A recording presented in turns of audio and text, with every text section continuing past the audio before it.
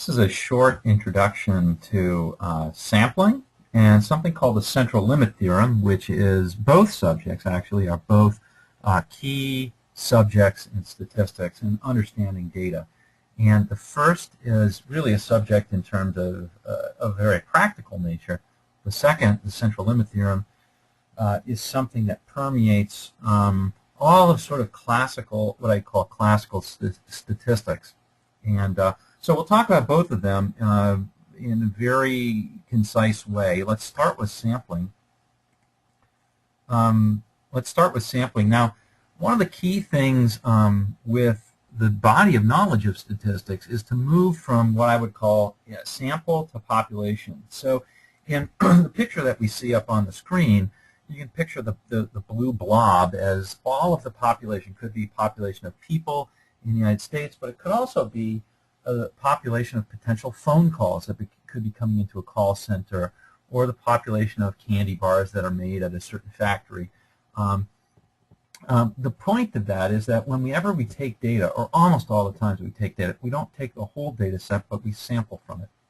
And that's true even if we take essentially an entire lot, because, especially in production, because we want to generalize to future states of the population, not just today. So, so that's what statistics is really the tool. Statistics and probability is the tool and the body, the subject that can really help us understand that to the highest degree that we know of. So again, we go from the samples, which we see, to the population, which is what we really care about. That's really the essence of statistics.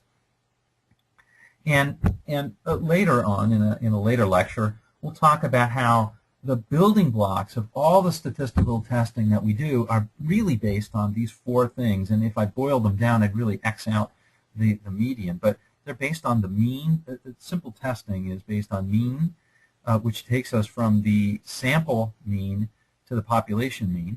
The standard deviation, which takes us from the sample standard deviation to the population standard deviation. The sample median, or the 50th percentile, which takes us to the to the median of the population, and finally a proportion of good, a proportion of bad, or proportion of people that prefer Pepsi over Coke. That takes us from a sample all the way to the population. So that's really what we're looking at. Is statistics helps us bridge the gap from the left to the right. But to do that, whenever we take a sample, unfortunately, samples are not perfect. They don't tell you everything. So there are things that statisticians call errors that creep in. Errors really are just uncertainty, and it's a very unfortunate name, because when statisticians talk about errors in data, they're not necessarily, or even uncertainty, they're not necessarily talking about people making mistakes like goofs, judgments, or miscoding data, fat-fingering data, anything like that. No, what we're really talking about is inherent sampling, inherent errors, or inherent uncertainty that is in the sample, simply because there are many more members of the population that's out there, and we acknowledge that there's a chance that we chose a logical sample, even if we chose it randomly, which is the best way of doing it. Proper statistical sampling, as we say here, it adds no bias to our data set. That doesn't mean that it ends up being a completely representative sample, but it's the best shot that we've got. Now, there's two basic ways to control sampling error, and probably the most straightforward we'll explore right now, and that is increasing the size of the sample. Later on, we will explore stratifying, or one other strategy is stratifying the sample to eliminate some of the inherent variation between groups. There are other ways that you can do this in design experiments, which we'll learn about later. Right now, we're going to look at this by increasing the size of the sample and what happens then, and how is it all related.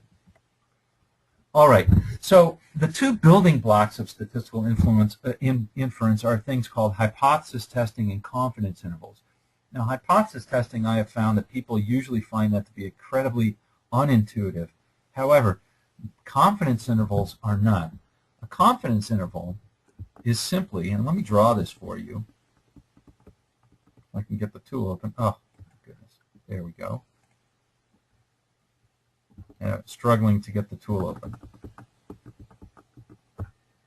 There we go. Let me draw this for you, and I think you will find this, I hope you'll find this helpful. So confidence interval is simply this. If we make an estimate of a quantity, whatever that quantity is, how much a car repair will cost, or the height of a tree, or something like that, or the amount of time that a project will take to finish, all of those things, if we make an estimate, very often if we're intelligent about it, we'll add a cushion on it, a plus or minus, and draw this here. Oh boy, that's terrible drawing. Well, using the tool for that ends up being terrible anyway. We'll add a plus or minus onto it. So if you can think of that right there being, say, our time estimate, our central estimate, people call it, a statistician would call it a point estimate. We simply add a little bit plus and a little bit minus, and usually those are the same amounts to that. And the confidence interval then is this whole piece where we would say, well, we're confident that the true cost of the project will be between, say, I don't know, $45,000 and $60,000, let's say $65,000, instead of simply saying, well, it's going to cost $55,000. So we're hedging our bets a little bit. Well, if you want to do this using statistical methods, we actually put confidence on that statement as well. But usually we're talking about the margin of error. Okay, so that's really what we're talking about. And it turns out that when you increase the margin of error, when you increase your sample, you decrease the margin of error. It's really as simple as that. And we know that intuitively. If we take a sample of, say, 9 people, and we want to know the average height of a male adult, well, if we looked at one person, and that would probably not be a good estimate. But if we looked at 9 people, if we sampled 9 people, that'd be a much better estimate. In fact, if we sampled 100 people, that'd probably be actually pretty darn close to the population average. And that's exactly what we're seeing. What statistics can tell us, and the central limit theorem will tell us, is how much it actually decreases as you increase the size of that sample.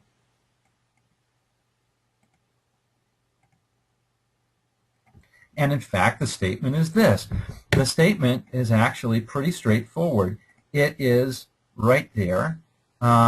It decreases that. Here's what the margin of error is. See this little equation right there that looks like T, confidence level, times S over N.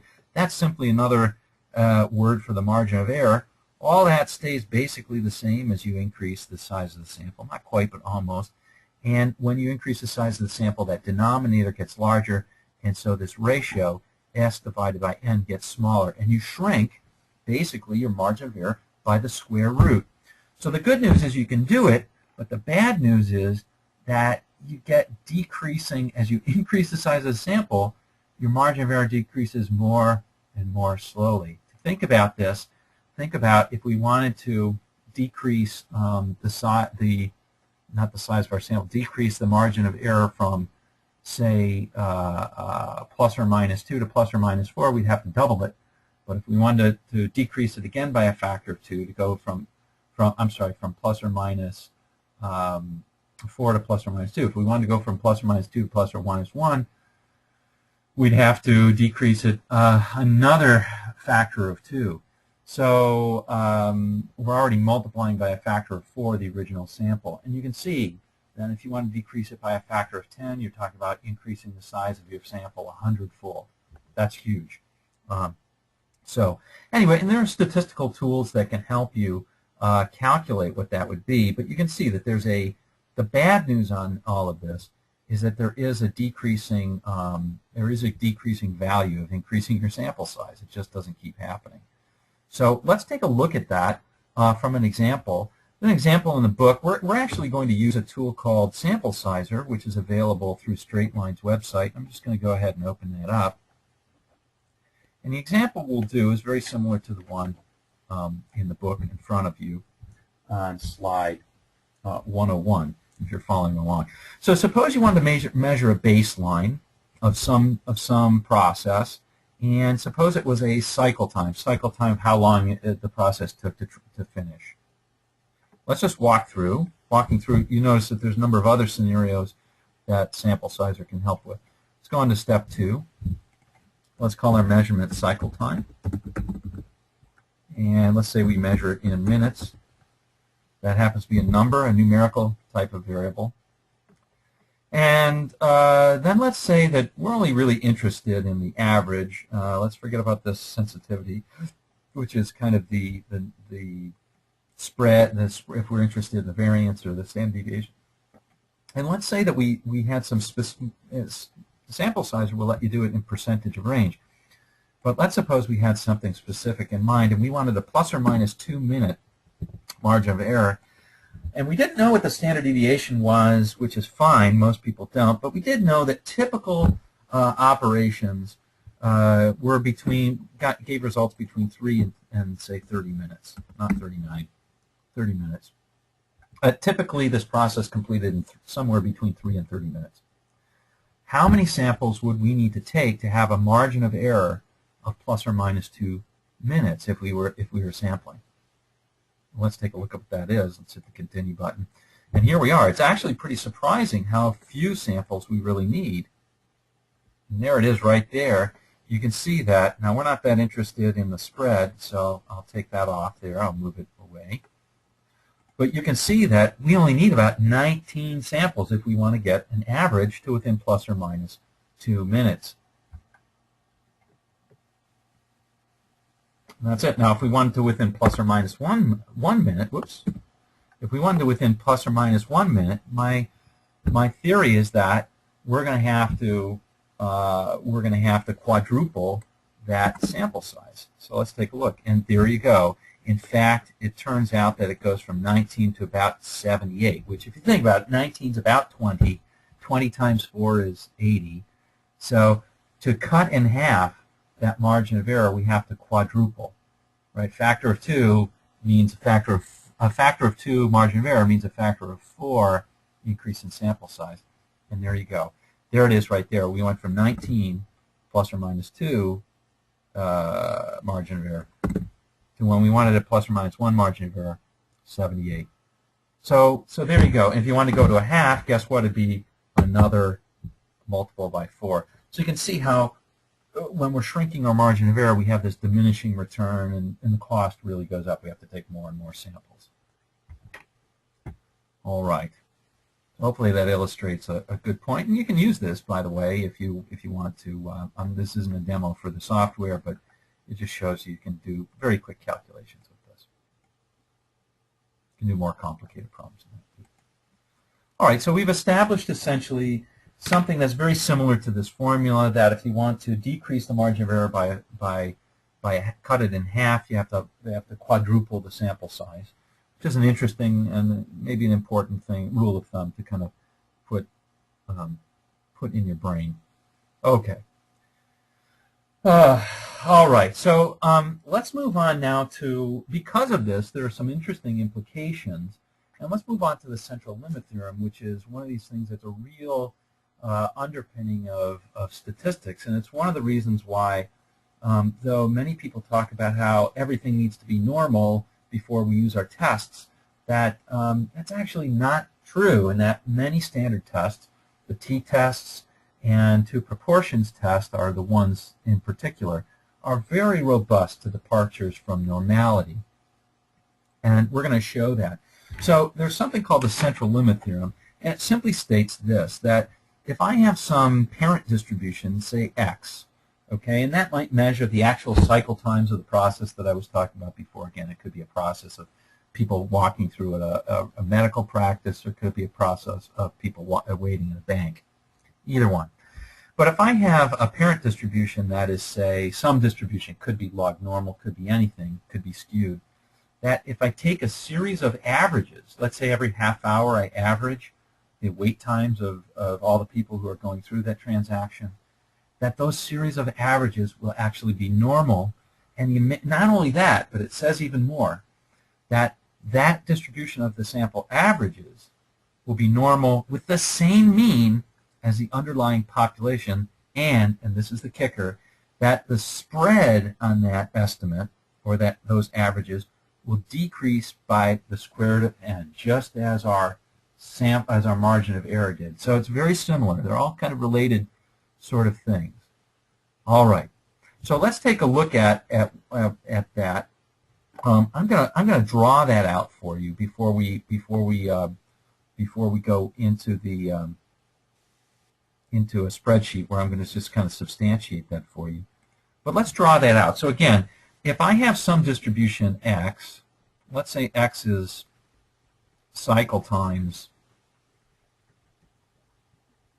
of a process of a some transactional process.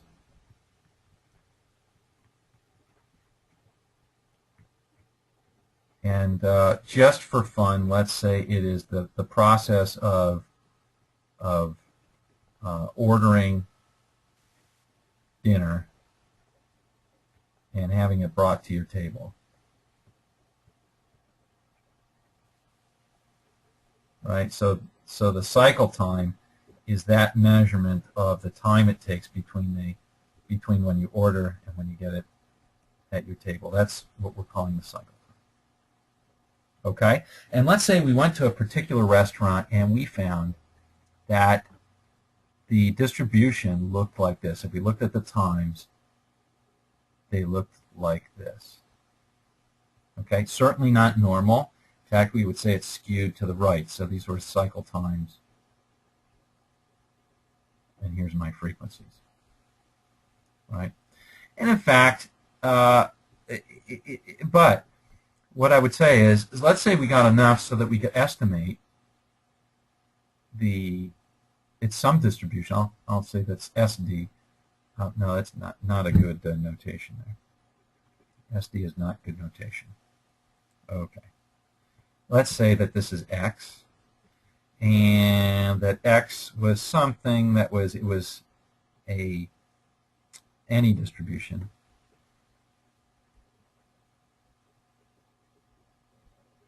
And it has some unknown mu, unknown average, and unknown standard deviation. But it looks like this. My claim is that X bar will look normal. It will be bell-shaped, and it will have the same distribution as this. And it will have almost the same standard deviation, but it will be divided by the square root of the number of samples that I take. If I say, let me average, I take 3 measurements every hour, or let's say it takes 16 measurements every hour, and I average those, and I look at the distribution of those, that distribution will look like this, with a very specific mean, the same one, and the spread of this distribution, the standard deviation, which is given right there, will be the standard deviation of the bar, of X bar, will be equal to the standard deviation of X divided by the square root of 16, which in this case would be 4. Okay? So let's actually go through that example, or go through an example and see how that works. Now, I'm not going to prove this mathematically, but what I'm going to do is I'm going to give you a bunch of examples that will illustrate that this actually is true. The proof is interesting, but it's not a necessary thing for most black belts. If you want to be a mathematical statistician, you need to know it. This lecture is not for mathematical statisticians. So let's take a look at that.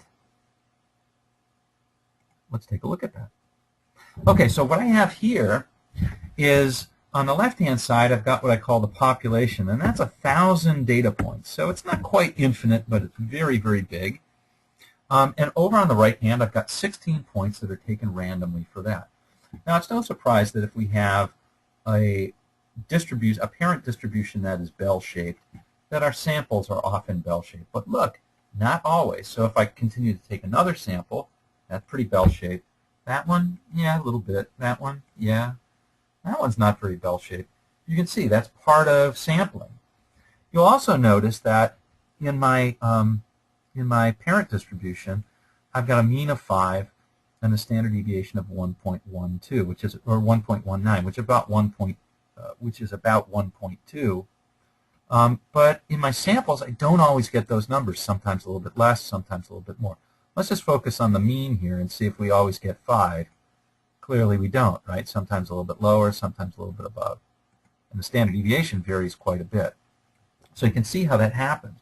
My claim, however, is that the sample mean, that is if I take the average of these 16 and I look at the distribution of that over and over, that distribution is going to be, whoa, hello, that distribution for this case is going to be about, if I look at x bar, that distribution is going to look normal with a mean of, in this case, 5, and a standard deviation of, I'm going to call this 1.2, of 1.2 divided by the square root of 16, right? But the square root of 16 is just 4. I'll write it. I'll be rigorous here. Or, in other words, x bar is normal 5, comma 0.4. Ooh, 0.3. I'm sorry. Right? That's 0.12 divided by 4 gives me 0.3. Let's see if that's actually true. What we're going to do is we're going to take, at this point, we're going to take a look at the distribution of means. So let's mosey on over. So every time I click a sample here, what we're going to do is draw from that same population and plot it up here. So here's the plot as it's going out, and here's the frequency chart. And just for fun, I'm going to show a normal distribution on there as well. And we'll see if it has a mean of 5 and a standard deviation. Oh, I said 0.3. That's pretty close, yeah. Well, the first one didn't quite do it. It's a little bit low. That's no surprise, so it doesn't quite look normal yet. Let's look at another one. And another one. Another one. That's interesting. It's already converging pretty quickly. And you can see as I do this over time that not only is the shape getting normal, but check out where the mean and standard deviation are. It's exactly where we thought it was going to be. I'm going to let this rip for a while. I'll let go to, say, 100 or so. There we go. And you can see it's very normal, right? And look at that. This mean and standard deviation almost exactly the same as what we predicted. Pretty cool. Now, you might say, well, we started with normal. No surprise that we ended up with normal. Let's move back here. Actually, let me take a look at this. I'll reset it. And what we'll do is we'll look at other distributions. Because remember, the claim was that it was any distribution. So let's look at something that's clearly not normal. Nobody on Earth would say that's a normal distribution. And in fact, when we take a sample, in this case, we're looking for one that's a mean of 5, standard deviation of basically 2.9, about 3. We claim that the sample mean would have a mean of 5, standard deviation of a little bit less than 1. Okay, so let's take a look at this when we take a sample. It certainly doesn't always look flat, but no way is this looking normal. Let's take a look at the sample means. The claim is that this is going to end up looking normal. Let's see. Well, so far so good. Well, looks like what it was going to. Let's let it rip for, say, 100 or so.